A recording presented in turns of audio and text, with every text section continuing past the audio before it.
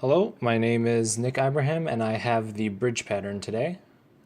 So the intent of the bridge pattern is to decouple an abstraction from its implementation so that two can vary independently. This is from the Gang of Four textbook.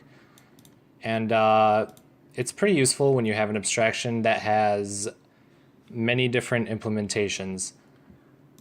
So the motivation behind the bridge pattern is that sometimes an abstraction should have different implementations. Usually when it has several possible implementations, the usual way to accommodate them is to use inheritance. But putting them in separate hierarchies makes it so that not everything in the same hierarchy will depend on the abstraction. So here's the structure. There's a client that accesses the abstraction, and the abstraction and the implementer have their own hierarchies here, as you can see, and they're bridged together, you could say, by this implementation right here.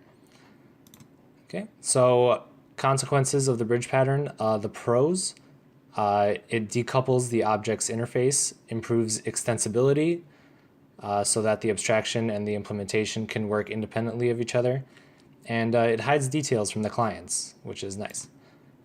Cons, it's not useful for abstractions that only have one implementation or not many implementations. So here's a UML diagram for our code. We'll be using a shape as our abstraction and the draw as the implementation. The client will call shape, or we'll call circle, and it'll draw either a maize-colored circle or a blue-colored circle, and we'll output its dimensions. All right, so now we'll go ahead and take a look at the code. All right, so this is the client. Let's go ahead and look at the abstract class. So this is the abstract class shape. Has a protected draw of type draw, which is our class right here. It's just the interface, which will draw the circle with the parameters of radius and the x and y coordinates. All right.